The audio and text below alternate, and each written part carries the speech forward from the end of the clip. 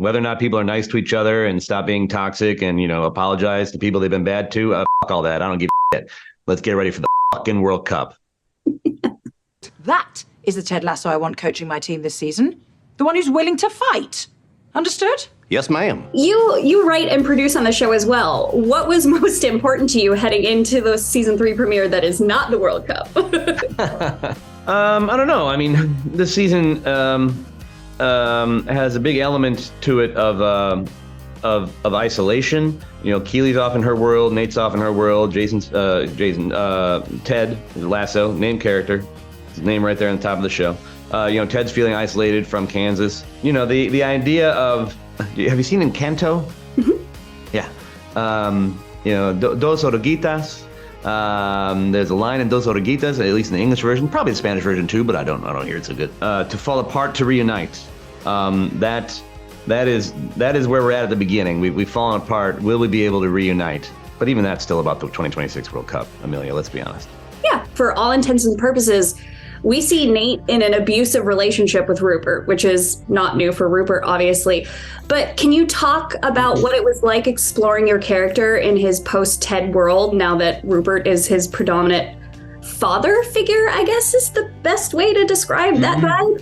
Yeah, and obviously you couldn't really find a worse father figure than Rupert. Obviously, he's such a toxic force in the show and toxic presence. But I mean, well, for starters, the guy playing Anthony Head is just the most sweetest man ever. So that was a joy, getting to have scenes with Anthony and to explore that relationship with him. But I mean, there was a slight sense of, I guess, I tried to use the fact that I obviously wasn't at AFC Richmond. I wasn't filming with the castmates I'd filmed with over the past 2 years. It's a complete new set of players, the West Ham players. And so I tried to sort of channel some of that real, genuine loneliness, I guess, and panging for AFC Richmond and to be back in the locker room with those guys. I tried to sort of channel that into some of Nate because I do think that he'll, as much as he's made his bed, he's got to lie in it. But I do think that he does have some regrets, and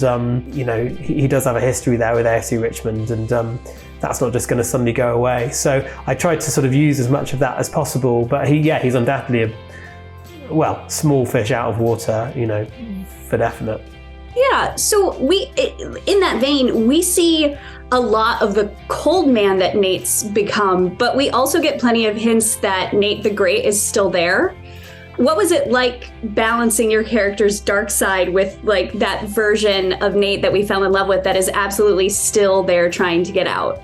Well, I think that's the key thing, really, isn't it? Because I don't think, even villains have got, they'll still have their moments where, they may shine in a really positive way, and I guess you got to sort of take them as a whole. Do their actions are they overwhelmingly negative or positive? And I guess Nate is at a point in his journey where he's sadly made a lot of bad decisions, and he's surrounding himself by things that aren't good for him. Rupert, social media, the pressure of a new job like this, which puts him, in front of the press and so on. So I guess dealing with celebrity to a degree. None of those things are healthy for Nate, but he is still the same person, as much as he might have a fancy car, and he's obviously undergone a series of promotions now across the course of seasons 1, 2, and 3. But he is that guy with the same insecurities and the same demons that Ted was able to bring out of his shell and to empower, which I guess makes it all the more cruel that, Nate then betrayed him and left for West Ham. Roy and Jamie have had such an incredible full circle moment over the last 3 seasons. What has it been like developing that story and sort of seeing Jamie step into his Roy Kent moment? Well, I think Roy and Jamie are the other great love story in the show. It's a real good, they have really been on a journey and they continue to go on one, and it's such a interesting dynamic that Roy used to be very like Jamie, but there's quite a few differences. One of them is that I think Roy, I don't know if you as far as I've understood, Harry Kane was not born a natural amazing footballer. He worked incredibly hard and became one of the all-time great footballers. Whereas someone like, Pele, I think was born just a f***ing superstar and worked very hard, but also had the natural. And I think Jamie's more that. Jamie has this natural talent, but he doesn't have the work ethic that Roy had. And Roy is trying to kind of help him become the best version of it. All the things that Ted said in season 1, helping these young men become the best versions of themselves. Rebecca and Keely have turned the idea of girl bossing completely on its head, and in the best way. So what do you think their most important moment has been on screen? I would actually say the thing that solidified it for me was when Keely calls Rebecca out in the boot room and says, "No, don't be a floppy cock, Rebecca." And I'm not sure that anyone has ever spoken to Rebecca like that. And I think in that instance, because you see them very much coming from two different worlds. When they first meet, you have Rebecca saying, "I don't have time for this ridiculous conversation about lions and pandas." And she sees this girl zooming in a sports car and just thinks, who is this pointless little bit of fluff? And actually, that person becomes her sounding board. So that was the one for me. And then, of course, Rebecca imparts her older sister knowledge to Keely also in the gala scene, saying, you know what? Don't waste your time like I did, when she's saying about, make sure that you are with somebody that is accountable. But then Keely turns it back on her and says, Rebecca, be accountable. And so it's lovely the way you see them calling each other out. And then, of course, you have all the gorgeous silliness of, if I had boobs like that, I'd show them all the time. So Keely also brings out the silliness and the girl in her. Funnily enough, my girl Juno just tried to video call me just now, because I've been feeling very weird doing this press junket without her, and she must be feeling odd too, but we haven't been able to connect. But it's lovely that the last thing that I saw on my phone before I got on camera was a message from her. Oh, I love that. Yeah. So everything about your character embodies a very real kind of strength that we don't always see on screen with our female characters. Yeah. Rebecca's kind of the full package of what the actual healing process looks like, the messiness, the warts and all of That's it. what I've been interested in, yeah. Yeah. Can you talk about what helps you bring that realness to her? If I'm perfectly honest, Amelia, it's personal experience, and I don't shy away from that in any of the roles I play. If it requires me to look like I've just been dug up out of the ground, I'm going to be there going, no, make it look like I was dug up from 2 meters down, not 1 meter.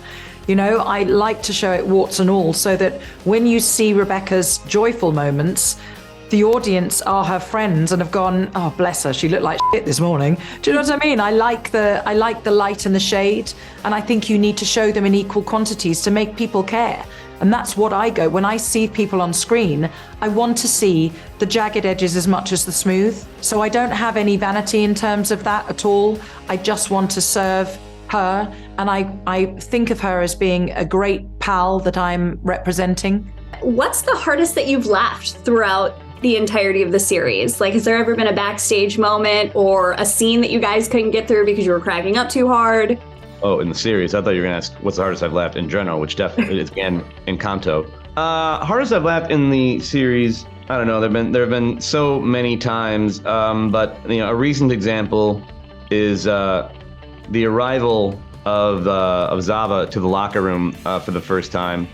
Max really crushes it, but also Jason taking the throwaway stage direction of just walking out from behind Zava whenever Zava is blocking him. He just did that. There was no rehearsal. He just did it, and he did it so funnily, so quickly from the beginning. Like, we're all on the monitors just fucking dying at the slowest, most methodical little bit of action.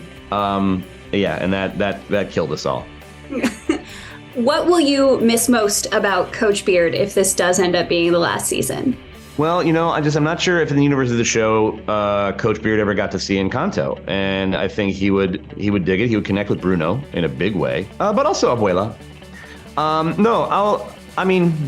Coach Beard is super fun. It's great to inhabit him. It's I feel a great luxury in being able to play a character who I've been able to sneak so much of myself into. but also, you know, I'm ready to be on camera as someone else for the first time in a few years and see what that feels like. But you know, if Coach Beard's going away, he's not necessarily going away forever. He's just going to be in a glass case behind a closet, like, you know, one of the times Batman tries to retire, but then eventually he goes back and there's that costume that, you know, probably doesn't fit in quite as well. Let's put some feelers out, shall we, Ted?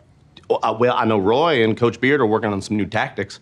And, you know, the fellas we got are already gelling real nice. On 3, 1, 2, 3. I love you guys very much!